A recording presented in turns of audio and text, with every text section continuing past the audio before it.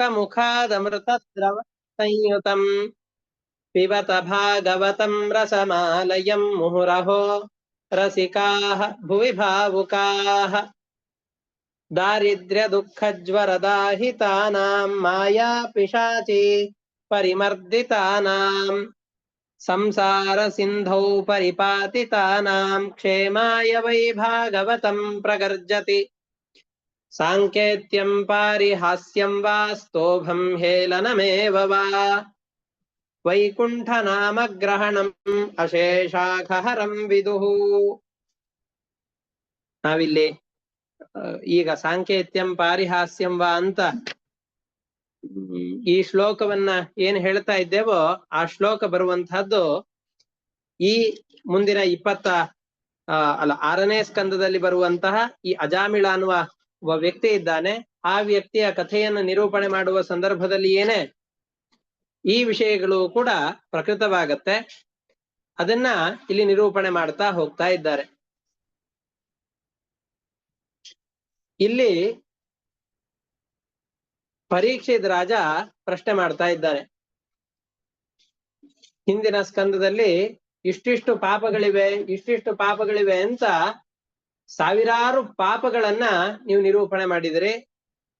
ಆ ಪಾಪಗಳಿಗೆ ಶಿಕ್ಷೆಯ ರೂಪದಲ್ಲಿ ಸಿಗುವಂತಹ ಪ್ರತಿಫಲಗಳು, ಆ ಶಿಕ್ಷೆಗಳು ಸಿಗುವಂತಹ ಸ್ಥಳಗಳು, ಇದೆಲ್ಲವೂ ಕೂಡ ನರಕದಲ್ಲಿ ಹೇಗಿರತ್ತೆ, ಅದನ್ನ ಶಿಕ್ಷೆ ಕೊಡುವಂತಹ ಭಟರು ಏನ್ ಮಾಡ್ತಾ ಇರ್ತಾರೆ, ಅವರಿಂದ ಯಾರು ಹಿಂಸೆಯನ್ನು ಅನುಭವಿಸಿರ್ತಾರೋ ಅವರೇ ಆ ಲೋಕದಲ್ಲಿ ಬಂದು ಇವರಿಗೆ ವಾಪಸ್ಸು ಶಿಕ್ಷೆಯನ್ನು ಕೊಡ್ತಾರೆ. ಇವೇ ಮೊದಲಾದಂತಹ ವಿಷಯಗಳನ್ನ ಅಲ್ಲಿ ವಿಸ್ತಾರವಾಗಿ ನಿರೂಪಣೆ ಮಾಡಿದ್ದಾರೆ. ಇಷ್ಟೆಲ್ಲ ನಿರೂಪಣೆ ಮಾಡಿದಾಗ ಪ್ರಿಯವ್ರತ ರಾಜ ಮತ್ತೆ ಒಂದು ಪ್ರಶ್ನೆಯನ್ನ ಮಾಡ್ತಾ ಇದ್ದಾನೆ. ನೀವು ಇಲ್ಲಿವರೆಗೂ ಮೋಕ್ಷ ಮಾರ್ಗವನ್ನ ಅನುಸರಿಸಬೇಕು, ಇಡೀ ಭಾಗವತ ಹೊರಡೋದೆ ಮೋಕ್ಷ ಮಾರ್ಗಕ್ಕೋಸ್ಕರ ಅಂತ ಪ್ರಯತ್ನ ಪಡಿ. ಯಾವುದೋ ಒಂದು ಕ್ಷುಲ್ಲಕವಾದ ಕಾಮನೆಗಳಿಗೆ ಮನಸ್ಸನ್ನ ಎಡೆ ಮಾಡಿ ದುಃಖವನ್ನ ಅನುಭವಿಸಬೇಡಿ. ಸುಖವಾಗಿ ತಾತ್ಕಾಲಿಕವಾಗಿ ಇದ್ದು ನಿರಂತರವಾದ ದುಃಖಕ್ಕೆ ನಿಮ್ಮನ್ನು ನೀವು ಒಡ್ಡಿಕೊಳ್ಳಬೇಡಿ, ಮೋಕ್ಷಕ್ಕೋಸ್ಕರ ಪ್ರಯತ್ನ ಪಡಿ ಅನ್ನುವಂತಹ ವಿಷಯಗಳನ್ನ ಇಲ್ಲಿಯವರೆಗೆ ವಿಸ್ತಾರವಾಗಿ ನಿರೂಪಣೆ ಮಾಡ್ತಾ ಬಂದ್ರು. ಪರೀಕ್ಷಿತ್ ರಾಜ ಇದರ ಮೇಲೆ ಪ್ರಶ್ನೆ ಮಾಡ್ತಾ ಇದ್ದಾನೆ. ಮೋಕ್ಷ ಮಾರ್ಗವನ್ನು ಹಿಡಿದ್ರೆ ಪರಮಾತ್ಮನ ಪ್ರಾಪ್ತಿ ಆಗತ್ತೆ, ಸಂಸಾರದಿಂದ ಜೀವನಿಗೆ ಬಿಡುಗಡೆ ಆಗತ್ತೆ ಅಂತ ಹೇಳ್ತಾ ಇದ್ದೀರಿ. ಒಂದು ವೇಳೆ ಈ ತರ ಇಲ್ಲ ಅಂತಾದರೆ, ಯಾವುದೋ ಒಂದು ಫಲಕ್ಕೋಸ್ಕರ ಅಂತ ಕರ್ಮಗಳನ್ನ ಆಚರಣೆ ಮಾಡಿದರೆ ಆ ಫಲ ಸಿಗತ್ತೆ, ಚೆನ್ನಾಗಿ ಆ ಫಲಗಳನ್ನ ಭೋಗಿಸ್ತಾನೆ. ಫಲಗಳನ್ನ ಭೋಗಿಸಿದ ನಂತರದಲ್ಲಿ ಮತ್ತೆ ಈ ಪ್ರಾಕೃತವಾದಂತಹ ಶರೀರ ಪ್ರಾಪ್ತವಾಗತ್ತೆ. ಆ ಪ್ರಾಕೃತವಾದ ಶರೀರದಲ್ಲಿ ಮತ್ತಷ್ಟು ಕರ್ಮಗಳನ್ನ ಮಾಡ್ತಾನೆ, ಮತ್ತಷ್ಟು ಫಲಗಳನ್ನ ಅನುಭವಿಸ್ತಾನೆ, ಮತ್ತಷ್ಟು ದುಃಖಗಳನ್ನ ಅನುಭವಿಸ್ತಾನೆ. ಅಥವಾ ಆ ತಾನು ಮಾಡಿದ ಶುಭ ಕರ್ಮಗಳಿಗೆ ಅನುಗುಣವಾದ ಸ್ವಲ್ಪ ಮಟ್ಟಿನ ಪುಣ್ಯಗಳನ್ನ ಅನುಭವಿಸ್ತಾನೆ ಅಂತ ನಿರೂಪಣೆ ಮಾಡ್ತಾ ಬಂದ್ರಿ. ನಿವೃತ್ತಿ ಮಾರ್ಗ ಕಥಿತಃ ಆದೌ ಭಗವತ ಯಥಾ ಕ್ರಮಯೋಗೋಪಲಬ್ಧೇನ ಬ್ರಹ್ಮಣ ಯದ ಸಂಸ್ಕೃತಿ. ಈಗ 6ನೇ ಸ್ಕಂದ ಪ್ರಾರಂಭವಾಗಿದೆ. ಪರೀಕ್ಷಿತ್ ರಾಜ ನಮಗೆಲ್ಲ ಮರೆತು ಹೋದಂತಹ ವಿಷಯಗಳನ್ನ ನೆನಪಿಸಿಕೊಡ್ತಾ ಇದ್ದಾನೆ. 2ನೇ ಸ್ಕಂದದಲ್ಲಿ ಪ್ರಧಾನವಾಗಿ ಯಾವ ವಿಷಯಗಳನ್ನ ನಿರೂಪಣೆ ಮಾಡಿದ್ರು, 3ನೇ ಸ್ಕಂದದಲ್ಲಿ ಯಾವ ವಿಷಯಗಳನ್ನ ನಿರೂಪಣೆ ಮಾಡಿದ್ರು, ಯಾಕೆಂದ್ರೆ 1ನೇ ಸ್ಕಂದದಲ್ಲಿ ಏನ್ ನಿರೂಪಣೆ ಮಾಡಿದ್ರು ಅಂತ ಹೇಳೋದೇ ಇಲ್ಲ. ಯಾಕೆ ಅಂತಂದ್ರೆ 1ನೇ ಸ್ಕಂದದಲ್ಲಿ ಶುಕಾಚಾರ್ಯರ ಉಪದೇಶ ಪ್ರಾರಂಭವೇ ಆಗಿಲ್ಲ.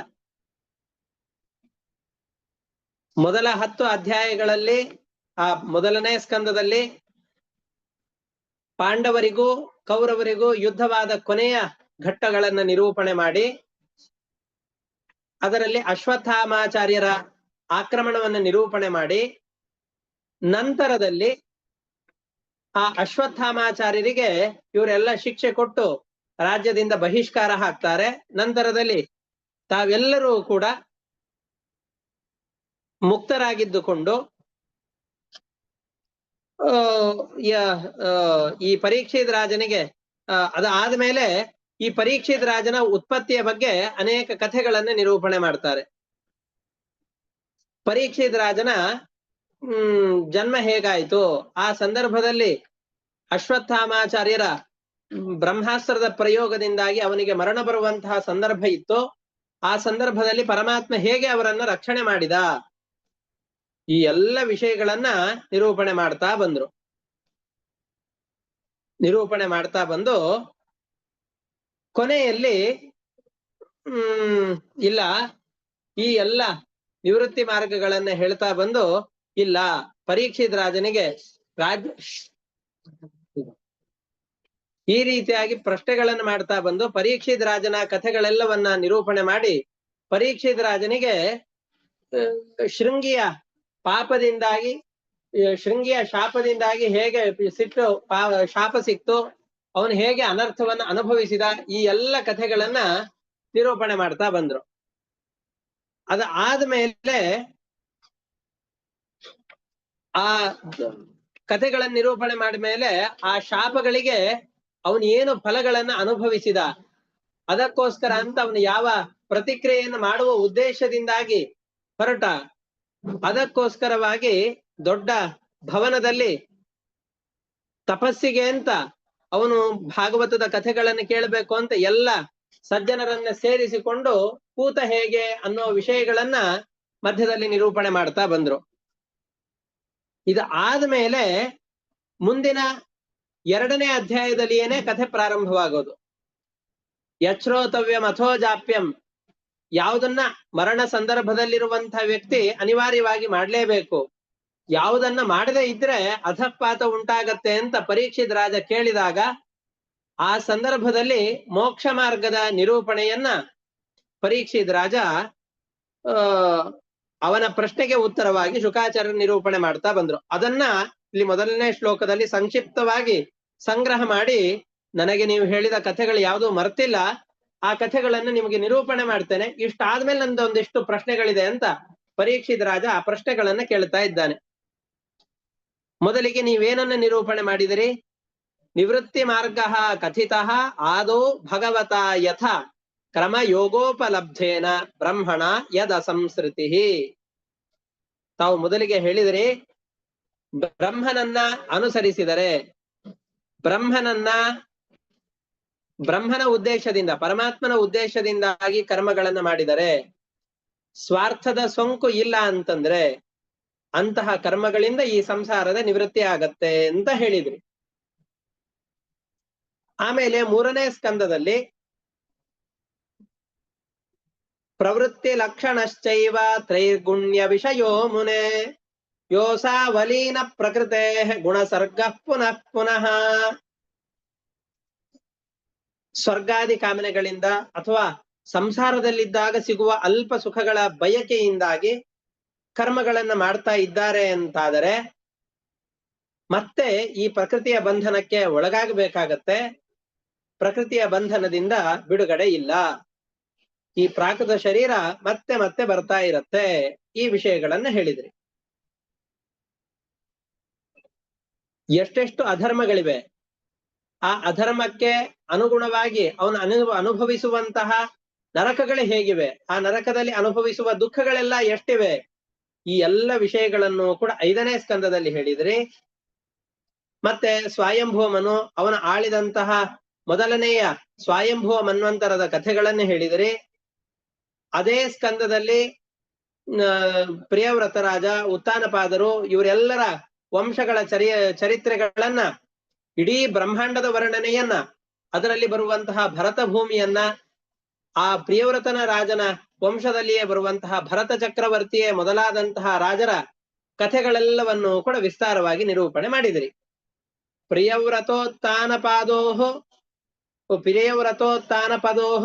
ವಂಶಃ ತಚ್ಚರಿತಾನಿ ಚ ದ್ವೀಪ ವರ್ಷ ಸಮುದ್ರಾದೀನ್ ಸಮುದ್ರಾದ್ರಿ ನದಿ ನದವನಾನಿಚ, ದ್ವೀಪಗಳು, ಸಪ್ತದ್ವೀಪಗಳು, ವರ್ಷಗಳು, ಈ ಭರತಖಂಡದಲ್ಲಿ ಬರುವಂತಹ 9 ವರ್ಷಗಳು.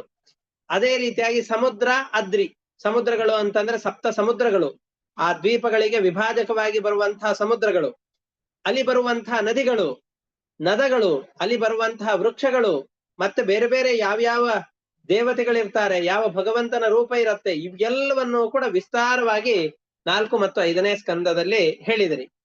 ಅಷ್ಟೇ ಅಲ್ಲ, ನಾವೆಲ್ಲ ವಾಸ ಮಾಡುವಂತಹ ಭೂಮಂಡಲ, ಈ ಭೂಮಂಡಲ ಇವು ಎಲ್ಲವನ್ನು ಕೂಡ ಅದರ ವಿಸ್ತಾರ ಎಷ್ಟಿದೆ, ಸೂರ್ಯ ಚಂದ್ರಾದಿಗಳು, ಜ್ಯೋತಿರ್ಮಂಡಲಗಳು, ಅದರ ಜೊತೆಯಲ್ಲಿ ಅಧೋಲೋಕಗಳು, ಇವು ಎಲ್ಲದರ ಆಳ ವಿಸ್ತಾರ, ಇವೆಲ್ಲವನ್ನು ಕೂಡ ವಿಸ್ತಾರವಾಗಿ ನಿರೂಪಣೆ ಮಾಡಿ ಇವು ಎಲ್ಲವನ್ನು ಭಗವಂತ ಹೇಗೆ ಸೃಷ್ಟಿ ಮಾಡಿದ್ದಾನೆ ಅನ್ನುವ ವಿಷಯಗಳನ್ನ ನಿರೂಪಣೆ ಮಾಡಿದ್ದೀರಿ.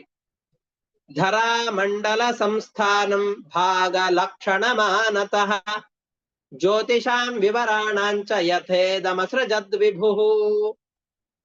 ಭೂಮಂಡಲದ ವಿಸ್ತಾರ, ಅದರ ಆಕಾರ, ಜ್ಯೋತಿರ್ಮಂಡಲಗಳು, ಅತಲ ವಿತಲ ಸುತಲ ಮುಂತಾದಂತಹ ಎಲ್ಲ ಲೋಕಗಳ ಸ್ವರೂಪ, ಭಗವಂತ ಅವುಗಳನ್ನು ಹೇಗೆ ಸೃಷ್ಟಿ ಮಾಡಿದ್ದಾನೆ, ಈ ಎಲ್ಲ ವಿಷಯಗಳನ್ನು ಕೂಡ ವಿಸ್ತಾರವಾಗಿ ನೀವು ನಿರೂಪಣೆ ಮಾಡಿದ್ದೀರಿ. ಇಷ್ಟೆಲ್ಲ ವಿಸ್ತಾರವಾಗಿ ನಿರೂಪಣೆ ಮಾಡಿದಂತಹ ನೀವು ನನಗೀಗ ಅನೇಕ ಪ್ರಶ್ನೆಗಳಿವೆ, ಆ ಪ್ರಶ್ನೆಗಳಿಗೆ ಉತ್ತರ ಕೊಡಿ. ಇಷ್ಟೇ. ನೀವು ಹಿಂದೆ ನರಕಗಳ ಬಗ್ಗೆ ವಿಸ್ತಾರವಾಗಿ ನಿರೂಪಣೆ ಮಾಡಿದರಲ್ಲ, ನನ್ನ ಮನಸ್ಸಿನಲ್ಲಿ ಭಾವನೆಗಳು ಹುಟ್ಟಿವೆ. ನೀವು ಹೇಳಿದ ಯಾವ್ಯಾವ ಪಾಪಗಳಿವೆಯೋ ಎಲ್ಲ ಪಾಪಗಳನ್ನು ನಾನು ಮಾಡಿಬಿಟ್ಟಿದ್ದೇನೆ. ಈ ಪಾಪಗಳಲ್ಲಿ ಯಾವುದೋ ಒಂದೋ ನನ್ನಿಂದ ಮಿಸ್ ಆಗಿದೆ ಅಂತ ಅನ್ನಿಸ್ತಾ ಇಲ್ಲ. ಹಾಗಾಗಿ ಯಮದೂತರಿಗೆ ಕನ್ಫ್ಯೂಸ್ ಆಗೋ ಅಂತಹ ಪಾಪಗಳೆಲ್ಲವನ್ನು ಮಾಡಿಬಿಟ್ಟಿದ್ದೇನೆ. ಇವು ನನ್ನ ಈ ನರಕಕ್ಕಾಗಿ ಶಿಕ್ಷೆ ಕೊಡ್ಬೇಕೋ, ಈ ನರಕಕ್ಕಾಗಿ ಶಿಕ್ಷೆ ಕೊಡ್ಬೇಕು ಅಂತ ಅವರಿಗೆ ಸಂದೇಹ ಬರುವಷ್ಟು ನಾನು ಎಲ್ಲ ಪಾಪಗಳನ್ನ ಮಾಡ್ಕೊಂಡು ಬಿಟ್ಟಿದ್ದೇವೆ. ಈ ನರಕಗಳಿಂದ ಹೇಗಾದ್ರೂ ಮಾಡಿ ತಪ್ಪಿಸ್ಕೊಳ್ಬೇಕು ಅಂತ ನನಗೆ ಮನಸ್ಸಿನಲ್ಲಿ ಬಯಕೆ ಉಂಟಾಗ್ತಾ ಇದೆ. ಈ ನರಕದಿಂದ ಮುಕ್ತಿಯನ್ನ ಪಡೆಯುವಂತಹ ಯಾವ್ದಾದ್ರೂ ಒಂದು ಮಾರ್ಗ ಇತ್ತು ಅಂತಂದ್ರೆ ಆ ನರಕದಿಂದ ಮುಕ್ತನಾಗುವಂತಹ ಒಂದು ಮಾರ್ಗವನ್ನ ಉಪದೇಶ ಕೊಡಿ. ನಮಗೆ ಅನರ್ಥಗಳು ಹೇಗಾಗತ್ತೆ ಅಂತ ಗೊತ್ತಾಯ್ತು ಅಂತಂದ್ರೆ, ನಮಗ್ ಅನರ್ಥಗಳು ಆಗತ್ತೆ ಅನ್ನುವಂತಹ ಪ್ರಸಂಗ ಬಂತು ಅಂತಂದ್ರೆ ಹೇಗಪ್ಪ ಇದರಿಂದ ತಪ್ಪಿಸಿಕೊಳ್ಳೋದು ಅಂತ ಅದರಿಂದ ಅದರಿಂದ ತಪ್ಪಿಸಿಕೊಳ್ಳುವಂತಹ ಉಪಾಯಗಳನ್ನ ಬಹಳಷ್ಟು ಹುಡುಕ್ತೇವೆ. ಕರೋನಾ ಬರತ್ತೆ ಅಂತ ಗೊತ್ತಾದಾಗ ಅದಕ್ಕೆ ಯಾರ್ಯಾರೋ ಏನೇನೋ ವೈದ್ಯಗಳನ್ನ ಔಷಧಗಳನ್ನ ಹೇಳ್ತಾ ಇದ್ರು. ಮನೆಯಲ್ಲಿ ಎಲ್ಲ ಔಷಧಗಳನ್ನು ಕೂಡ ನಾವು ಒಮ್ಮೆ ಇದು ಮಾಡ್ಬಿಟ್ಟಿರ್ತೇವೆ, ಪರೀಕ್ಷೆ ಮಾಡ್ಬಿಟ್ಟಿರ್ತೇವೆ. ಅವ್ರು ಏನ್ ಹೇಳ್ತಾರೋ ಇದನ್ನ ಕಷಾಯ ಕುಡಿರಿ ಅಂತ ಹೇಳಿದ್ರೆ ಕಷಾಯವನ್ನು ಕುಡಿಯೋದು, ಇನ್ನೊಬ್ರು ಯಾರೋ ಒಂದು ಈ ಔಷಧವನ್ನು ತಗೊಳ್ಳಿ ಅಂತಂದ್ರೆ ಅದನ್ನ ತಗೊಳ್ಳೋದು, ಈ ವ್ಯಾಕ್ಸಿನೇಷನ್ ಮಾಡಿಸ್ಕೊಳ್ಳಿ ಅಂತಂದ್ರೆ ಅದನ್ನ ಮಾಡಿಸ್ಕೊಳ್ಳೋದು. ಯಾಕೆ ಅಂತಂದ್ರೆ ಆಪತ್ತುಗಳು ಬರ್ತಾ ಇದೆ. ಬರುವ ಆಪತ್ತುಗಳನ್ನು ತಿಳಿದುಕೊಂಡಂತಹ ವ್ಯಕ್ತಿಗೆ ಅದರಿಂದ ಹೇಗಾದ್ರೂ ನಾನು ಪಾರಾಗಬೇಕು ಅನ್ನುವಂತಹ ಬಯಕೆ ಇರುತ್ತೆ. ಹಾಗೆ ಈ ನರಕದ ಬಗ್ಗೆ ನಿರೂಪಣೆ ಮಾಡಿದ್ದೀರಿ, ಬಹಳ ಘೋರವಾಗಿದೆ. ಈ ನರಕದ ದ್ವಾರ ಹೇಗಾದ್ರೂ ಮಾಡಿ ಈ ನರಕದಿಂದಾಗಿ ತಪ್ಪಿಸಿಕೊಳ್ಬೇಕು ಅನ್ನುವಂತಹ ಬಯಕೆ ನನಗೆ ಉಂಟಾಗಿದೆ. ಹಾಗಾಗಿ ಈ ನರಕದಿಂದ ಪಾರಾಗುವಂತ ಒಂದು ಮಾರ್ಗವನ್ನು ನಮಗೆ ತಿಳಿಸಿಕೊಡಿ ಅಂತ ಅವರು ಪ್ರಾರ್ಥನೆಯನ್ನು ಮಾಡ್ತಾ ಇದ್ದಾರೆ. ಅಧುನೇಹ ಮಹಾಭಾಗ ಯಥೈವ ನರಕಾನ್ನರಃ ನಾನೋಗ್ರ ಯಾತನಾನ್ನೇಯ ತನ್ಮೇ ವ್ಯಾಖ್ಯಾತು ಮರಹಸಿ. ಇಲ್ಲಿವರೆಗೂ ನರಕಗಳು ಹೇಗಿವೆ ಅಂತ ಹೇಳಿ ಅದ್ರ ಬಗ್ಗೆ ನಮಗೆ ಹೃದಯಾಂತರಾಳದಲ್ಲಿ ಭಯ ಹುಟ್ಟುವ ಹಾಗೆ ಮಾಡಿದ್ರಿ. ನಾನಾ ಉಗ್ರ ಯಾತನಾನ್ ನೇಯಾತ್ ನ ಯಾತ್. ನಾವು ಇಂತಹ ದೊಡ್ಡ ಕಠಿಣವಾದಂತಹ ಶಿಕ್ಷೆಗಳನ್ನೆಲ್ಲ ಅನುಭವಿಸಬಾರದಪ್ಪ. ಯಾರೋ ಬಂದ್ ನಮ್ ಚರ್ಮವನ್ನ ಕಿತ್ ಹಾಕೋದು ಅಂದ್ರೇನು, ದಪ್ಪಣದಿಂದಾಗಿ ನಮ್ಮ ಶರೀರವನ್ನೆಲ್ಲವನ್ನು ಕೂಡ ಬಟ್ಟೆ ಹರಿದ ಚಿಂದಿಯಾದ ಬಟ್ಟೆಯನ್ನು ಹೊಲಿಯುವ ಹಾಗೆ ಹೊಲಿಯೋದು ಅಂದ್ರೇನು, ಆ ನೋವನ್ನು ಸಹಿಸ್ಲಿಕ್ಕೊಳ್ಳಕ್ಕಾಗತ್ತ? ಯಾವ್ದಾದ್ರೂ ಒಂದು ಚಿಕ್ಕ ಗಾಯವಾದಾಗ ಅದಕ್ಕೇನಾದ್ರೂ ಹೊಲಿಗೆ ಹಾಕ್ಬೇಕು ಅಂದ್ರೆ ಅನಸ್ತೇಷಿಯಾ ಕೊಡ್ತಾರೆ. ಅದು ಆಗಿ ಹೊಲಿಗೆ ಆದ ಮೇಲೂ ಕೂಡ ಎಷ್ಟು ದುಃಖಗಳನ್ನು ಅನುಭವಿಸ್ತೇವೆ, ಎಷ್ಟು ನೋವಾಗತ್ತೆ ನಮಗೆ.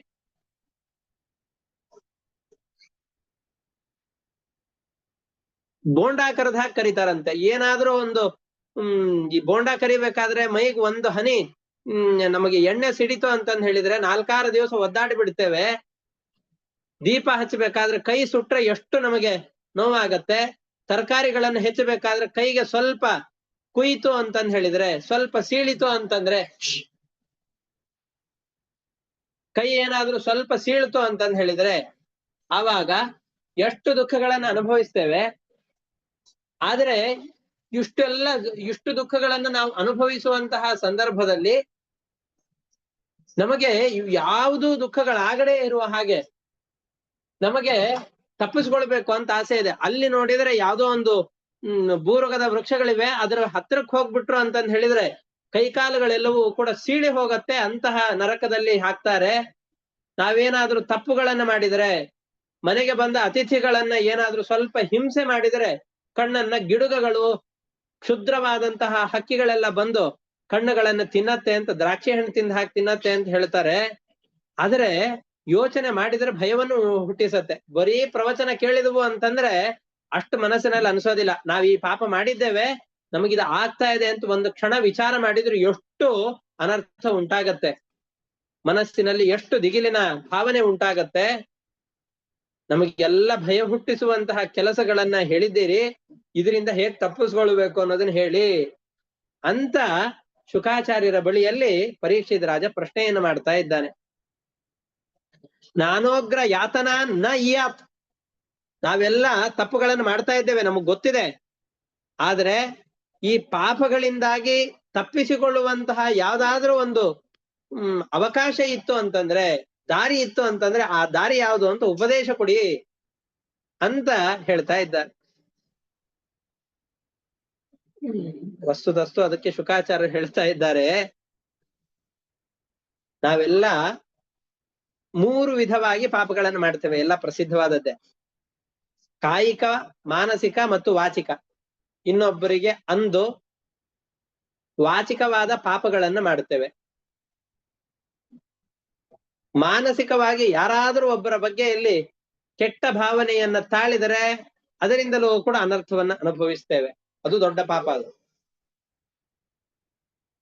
ಅದೇ ರೀತಿಯಾಗಿ ದೈಹಿಕವಾಗಿ ಇನ್ನೊಬ್ಬರನ್ನ ಕೊಲ್ಲೋದೋ, ಹಿಂಸೆಯನ್ನು ಮಾಡೋದೋ, ಹೊಡೆಯೋದೋ ಮುಂತಾದವುಗಳನ್ನ ಮಾಡಿ ಪಾಪಗಳನ್ನ ಅನುಭವಿಸ್ತೇವೆ, ಪಾಪಗಳನ್ನ ಸಂಪಾದನೆ ಮಾಡಿಕೊಳ್ಳುತ್ತೇವೆ. ನಾವು ಮಾಡಿದ ಪಾಪಗಳಿಗೆ ಇಲಿಯ ಪ್ರಾಯಶ್ಚಿತ್ತವನ್ನು ಮಾಡ್ಕೊಂಡು ಬಿಡ್ಬೇಕು. ನಾವು ಮಾಡಿದ ಪಾಪಗಳಿಗೆ ಇಲ್ಲೇ ಪ್ರಾಯಶ್ಚಿತ್ತವನ್ನು ಮಾಡ್ಕೊಂಡ್ವಿ ಅಂತಂದ್ ಹೇಳಿದರೆ ಆತ ಸತ್ತ ನಂತರದಲ್ಲಿ ನಿಸ್ಸಂಶಯವಾಗಿ ಇಂತಹ ನರಕಗಳಿಗೆ ಹೋಗಲೇಬೇಕು. ಅದರಲ್ಲಿ ಎಕ್ಸ್ಕ್ಯೂಸ್ ಇಲ್ವೇ ಇಲ್ಲ. ಹೋಗ್ಬೇಕು ಅಂದ್ರೆ ಹೋಗ್ಬೇಕಷ್ಟೇ, ಅಂತ ತಪ್ಪಿಸ್ಲಿಕ್ಕೆ ಯಾರಿಗೂ ಆಗೋದಿಲ್ಲ. ಹೋಗಿ ಆ ನರಕದಲ್ಲಿ ಎಂತೆಂತಹ ಶಿಕ್ಷೆಗಳನ್ನು ಕೊಡ್ತಾರೆ ಅಂತ ನಾನು ನಿನಗಾಗ್ಲೇ ನಿನಗೆ ನಿರೂಪಣೆ ಮಾಡಿ ಆಗಿದೆ. ಹಾಗಾಗಿ ನಾವೆಲ್ಲ ಹೇಳ್ತಾ ಇದ್ದೇವೆ, ನೋಡು, ನೀ ಏನಾದ್ರೂ ಪಾಪಗಳನ್ನು ಮಾಡ್ಕೊಂಡಿದ್ದಿ ಅಂತಂದ್ ಹೇಳಿದ್ರೆ ಆ ಪಾಪಗಳಿಗೆ ಪ್ರಾಯಶ್ಚಿತ್ತವನ್ನು ಈಗಲೇ ಮಾಡ್ಕೊಂಡು ಬಿಡು. ನಾವು ಹಿಂದಿನ ಕಾಲದಲ್ಲಿ ಯಾವ್ದಾದ್ರೂ ಒಂದು ತಪ್ಪನ್ನ ಮಾಡಿದರೆ ಶಿಕ್ಷಕರು ಶಿಕ್ಷೆಯನ್ನು ಕೊಡ್ತಾ ಇದ್ರು ತರಗತಿಗಳಲ್ಲಿ. ಆ ಶಿಕ್ಷೆಗಳಿಂದಾಗಿ ಆ ವಿದ್ಯಾರ್ಥಿ ತನ್ನ ತಪ್ಪುಗಳನ್ನು ತಿದ್ದುಕೊಂಡು ಸರಿಯಾದ ಜೀವನಕ್ಕೆ ಬರ್ತಾ ಇದ್ದ. ಈಗಿನ ವಿದ್ಯಾರ್ಥಿಗಳಿಗೆ ಶಿಕ್ಷೆ ಕೊಡುವ ಹಾಗಿಲ್ಲ, ದೈಹಿಕವಾದ ಶಿಕ್ಷೆಗಳು ಯಾವುದಾದ್ರೂ ಶಿಕ್ಷೆಗಳನ್ನು ಕೊಡುವ ಹಾಗಿಲ್ಲ. ಶಿಕ್ಷೆಯನ್ನು ಕೊಡ್ಲಿಲ್ಲ, ಅವನು ಅದು ತಪ್ಪು ಅಂತ ತಿಳಿದುಕೊಳ್ಳಿಲ್ಲ, ದೊಡ್ಡವನಾದ ಮೇಲೆ ಚಿಕ್ಕ ಪೆನ್ಸಿಲ್ ಅನ್ನೋ ರಬ್ಬರ್ ಅನ್ನೋ ಅದು ಇನ್ನೊಬ್ಬರದ್ದನ್ನ ಅಪಹಾರ ಮಾಡಿದವನು ಮುಂದೆ ದೊಡ್ಡ ಬ್ಯಾಂಕಿನ ರಾಬರಿಯನ್ನೇ ಮಾಡಿದ, ದೊಡ್ಡದಾದ ಜೈಲಿನ ಶಿಕ್ಷೆಯನ್ನೇ ಅನುಭವಿಸಿದ. ಹಾಗೆ ಈಗಿನ ನಮಗೆ ಪ್ರಾಯಶ್ಚಿತ್ತವನ್ನು 2 ತರ ಮಾಡ್ಕೊಳ್ಬಹುದು. ಒಂದು, ರಾಜದಂಡದಿಂದಾಗಿ ಪ್ರಾಯಶ್ಚಿತ್ತವಾಯಿತು ಅಂತಂದ್ ಹೇಳಿದ್ರೆ, ರಾಜದಂಡ ಅಂತಂದ್ ಹೇಳಿದ್ರೆ ನಾವೇನಾದ್ರೂ ದೊಡ್ಡ ಅಪರಾಧವನ್ನು, ಕೊಲೆಯನ್ನು, ಸುಲಿಗೆಯನ್ನು ಮಾಡಿದ್ರೆ ಪೊಲೀಸರು ಬಂದು ಹಿಡ್ಕೊಂಡು ಹೋಗ್ತಾರೆ. ನ್ಯಾಯಾಧೀಶರು ಮತ್ತು ವಕೀಲರು ಇವರೆಲ್ಲ ವಾದ ವಿವಾದಗಳನ್ನು ಮಾಡಿ ತಪ್ಪಿದೆ ಅಂತಂದ್ರೆ ಅದಕ್ಕೆ ಶಿಕ್ಷೆಯನ್ನು ನ್ಯಾಯಾಧೀಶರು ಕೊಟ್ಟರು, ಆ ಶಿಕ್ಷೆಯನ್ನು ಅನುಭವಿಸಿ ಬಿಟ್ರೆ ಪ್ರಾಯಶ್ಚಿತ್ತ ಆಯ್ತು ಅಂತ. ಅಥವಾ ಈ ತರದ ಪ್ರಾಯಶ್ಚಿತ್ತವನ್ನು ಅನುಭವಿಸ್ಲಿಕ್ಕೆ ಕೆಲವೊಂದಿಷ್ಟನ್ನು ಮಾಡ್ಲಿಕ್ಕೆ ಬರೋದಿಲ್ಲ. ಮನೆಗೆ ಬಂದಂತಹ ವ್ಯಕ್ತಿಗಳಿಗೆ ಸರಿಯಾಗಿ ಸತ್ಕಾರವನ್ನು ಮಾಡ್ಲಿಲ್ಲ ಅಂತಂದ್ರೆ ಅಥವಾ ಇನ್ನೊಬ್ಬರ ಬಗ್ಗೆ ಮಾನಸಿಕವಾಗಿ ವಾಚಿಕವಾಗಿ ಅಂದಿದ್ದಕ್ಕೆ, ಎಷ್ಟೋ ಜನಕ್ಕೆ ದೈಹಿಕವಾಗಿ ಹಿಂಸೆಯನ್ನ ಮಾಡಿದರೂ ಕೂಡ ಅದು ಎಲ್ಲದಕ್ಕೂ ಕೂಡ ನ್ಯಾಯಾಲಯದಲ್ಲಿ ಹೋಗಿ ಶಿಕ್ಷೆ ಆಗಬೇಕು ಅಂತಂದ್ ಹೇಳಿದ್ರೆ ಅವು ಎಲ್ಲ ಆಗುವಂತಹದ್ದಲ್ಲ. ಅಂತಹದ್ದಕ್ಕೆ ಪ್ರಾಯಶ್ಚಿತ್ತವನ್ನ ಹೋಮ್ ರೆಮಿಡಿ ಅಂತ ಕರೀತಾರಲ್ಲ, ಗೃಹ ವೈದ್ಯ ಅಂತ, ಮನೆಯ ಔಷಧಿಗಳು. ಹಾಗೆ ನಾವು ನಿರಂತರವಾಗಿ ಮಾಡುವಂತಹ ತಪ್ಪುಗಳಿಗೆ ಪ್ರಾಯಶ್ಚಿತ್ತವನ್ನು ಈಗಲೇ ಮಾಡಿಕೊಳ್ಬೇಕು, ಮನೆಯಲ್ಲಿಯೇ ಮಾಡಿಕೊಳ್ಬೇಕು. ಆ ತರದ ಪ್ರಾಯಶ್ಚಿತ್ತವನ್ನು ಒಂದು ವೇಳೆ ಮಾಡಿಕೊಳ್ಳಿಲ್ಲ ಅಂತಂದ್ ಹೇಳಿದ್ರೆ ಹಿಂದೆ ಹೇಳಿದಂತಹ ನರಕಕ್ಕೆ ಹೋಗುವಂತಹ ಪ್ರಸಂಗವನ್ನ ತಪ್ಪಿಸಿಕೊಳ್ಳಿಕ್ಕೆ ಯಾರಿಂದಲೂ ಸಾಧ್ಯ ಇಲ್ಲ. ತಪ್ಪು ಮಾಡಿದ್ದೇವೆ, ಶಿಕ್ಷೆಯನ್ನು ಅನುಭವಿಸಲೇಬೇಕು. ಇಲ್ಲಿ ಏನೋ ಲಂಚ ಕೊಟ್ಟೋ ಅಧಿಕಾರಿಗಳನ್ನ ಒಲಿಸಿಕೊಂಡೋ ಬೇರೆ ಏನೋ ಒಂದಿಷ್ಟು ಅಡ್ಡ ಮಾರ್ಗಗಳನ್ನ ಹಿಡಿದುಕೊಂಡು ಇಲ್ಲಿರುವಂತಹ ಜನರಿಂದ ತಪ್ಪಿಸಿಕೊಂಡ್ರೋ ಸರ್ವಲೋಕ ಸಾಕ್ಷಿಯಾದಂತಹ ಪರಮಾತ್ಮನ ನೋಟದಿಂದ ವಿಶ್ವತಶ್ಚಕ್ಷುರುತ ವಿಶ್ವತೋ ಮುಖೋ ವಿಶ್ವತೋ ಬಾಹುರುತ ವಿಶ್ವತಸ್ಪಾತ್, ಪರಮಾತ್ಮನಿಗೆ ವಿಶ್ವತಶ್ಚಕ್ಷುಹು, ಎಲ್ಲ ಕಡೆಯಲ್ಲಿ ಕಣ್ಣುಳ್ಳವನು ಅಂತ ಕರೀತಾರೆ. ಎಲ್ಲವನ್ನ ಪರೋಕ್ಷತಃ ಅಪರೋಕ್ಷತಃ ನೋಡ್ತಾ ಇದ್ದಾನೆ. ನಾವೀಗ ಎಲ್ಲಾದ್ರೂ ಕ್ಯಾಮರಾದ ನಾವಿರುವಂತಹ ಪ್ರದೇಶದಲ್ಲಿ ಇದೆ ಅಂತಂದ್ರೆ ಹುಚ್ಚಾಪಟ್ಟೆ ಮಾಡೋದಿಲ್ಲ, ಸೆನ್ಸಿಟಿವ್ ಆದಂತಹ ಬಿಹೇವ್ ನಮ್ದಿರತ್ತೆ. ತುಂಬಾ ಜಾಗರೂಕವಾಗಿ ನಮ್ಮ ನಡೆ ನುಡಿಗಳನ್ನ ಬದಲಾಯಿಸಿಕೊಳ್ಳುತ್ತೇವೆ. ಮನೆಯಲ್ಲಿ ಹಾಗೆ ಇದ್ವಿ ಅಂತಂದು ಹೇಳಿದ್ರೆ ಹೇಗ್ ಬೇಕಾದ್ರೂ ಇರ್ತೇವೆ. ಆದ್ರೆ ಕ್ಯಾಮರಾ ಇದೆ, ಒಂದ್ 4-6 ಜನ ನೋಡ್ತಾ ಇದ್ದಾರೆ ಅನ್ನೋ ಭಾವನೆ ನಮ್ಮಲ್ಲಿ ಜಾಗೃತವಾಗಿತ್ತು ಅಂತಂದ್ರೆ ನಾವು ಆ ತರ ಮನೆಯಲ್ಲಿದ್ದ ಹಾಗಿರೋದಿಲ್ಲ, ತುಂಬಾ ಫ್ರೀ ಆಗಿರೋದಿಲ್ಲ. ಶಿಸ್ತುಬದ್ಧವಾದಂತಹ ರೂಢಿಯನ್ನ ಮಾಡಿಕೊಳ್ಳುತ್ತೇವೆ, ಜೀವನವನ್ನ ನಡೆಸ್ತೇವೆ. ಭಗವಂತ ಎಲ್ಲ ಕಡೆಯಲ್ಲಿ ಇರ್ತಾನೆ. ನಾವ್ ಏನು ಚೊಂಗಲಾಟಗಳನ್ನು ಮಾಡಿದ್ರು, ಏನೇನು ಕೆಟ್ಟ ಕೆಲಸಗಳನ್ನು ಮಾಡಿದ್ರು ಎಲ್ಲವನ್ನು ಕೂಡ ನೋಡ್ತಾ ಇರ್ತಾನ ಅವನು. ನೋಡಿ ಮರ್ತು ಬಿಡೋದಿಲ್ಲ, ಇದು ಒಂದು ದೊಡ್ಡ ಸಮಸ್ಯೆ ನಮಗೆ. ನೋಡಿ ಮರ್ತು ಬಿಟ್ಟ ಅಂತಂದ್ ಹೇಳಿದ್ರೆ ನಮಗೇನೋ ಯೋಚನೆ ಇಲ್ಲ, ನೋಡಿದ್ದಾನೆ ಇವತ್ತು ನೆನಪಿರತ್ತೆ, ನಾಳೆ ಮರ್ತು ಹೋಗ್ಬಿಡ್ತಾನೆ, ಆ ತರ ಇಲ್ಲ, ಮರುವೇ ಇಲ್ಲ ಪರಮಾತ್ಮನಿಗೆ. ಪರಮಾತ್ಮನಿಗೆ ಎಲ್ಲವೂ ನೆನಪಿರತ್ತೆ. ಹಾಗಾಗಿ ಇವನು ಏನು ತಪ್ಪುಗಳನ್ನು ಮಾಡಿದ್ದಾನೋ ಅಂತಂದ್ರೆ ನಾವು ಮಲಗಿದಾಗ ಏನು ತಪ್ಪುಗಳಾಗಿರುತ್ತೋ, ಎದ್ದಾಗ ನಮ್ಮ ಮಾನಸಿಕವಾದ ತಪ್ಪುಗಳೇನಿವೆಯೋ, ವಾಚಿಕವಾದ ತಪ್ಪುಗಳೇನಿದೆಯೋ, ದೈಹಿಕವಾಗಿ ಮಾಡಿದ ತಪ್ಪುಗಳೇನಿವೆಯೋ, ಈ ಎಲ್ಲ ತಪ್ಪುಗಳನ್ನು ಕೂಡ ಪರಮಾತ್ಮ ಗಮನದಲ್ಲಿ ಇಟ್ಕೊಂಡಿರ್ತಾನೆ. ಅಂತಹ ತಪ್ಪುಗಳನ್ನ ನೆನಪಿನಲ್ಲಿ ಇಟ್ಟುಕೊಂಡು ಅದಕ್ಕೆ ಸರಿಯಾದ ಶಿಕ್ಷೆಗಳನ್ನು ಪರಮಾತ್ಮ ಕೊಟ್ಟೇ ಕೊಡ್ತಾನೆ. ಹಾಗಾಗಿ ಯಾರೋ ಮರೆತು ಬಿಡ್ತಾರೆ, ನನಗೆ ಶಿಕ್ಷೆ ಮಾಫಿ ಆಗತ್ತೆ, ಆ ತರ ಎಲ್ಲ ವಿಚಾರ ಮಾಡ್ಲಿಕ್ಕೆ ಇಲ್ವೇ ಇಲ್ಲ. ಅದಕ್ಕೆ ನಾವು ಮಾಡಿದ ಪಾಪಗಳಿಗೆ ಪ್ರಾಯಶ್ಚಿತ್ತವನ್ನು ಇಲ್ಲಿಯೇ ಮಾಡಿಕೊಳ್ಬೇಕು. ನಚೇ ದಿಹೈವಾಪಚಿತಿಂ ಯಥಾಂಹಸಃ ಕೃತಸ್ಯ ಕುರ್ಯಾನ್ ಮನ ಉಕ್ತಿ ಪಾಣಿಭಿಃ ಧ್ರುವಂ ಸವೈ ಪ್ರೇತ್ಯ ನರಕಾನುಪೈತಿ ಏಕೀರ್ತಿತಾಮೇ ಭವತಸ್ತಿಗ್ಮ ಯಾತನಾಃ.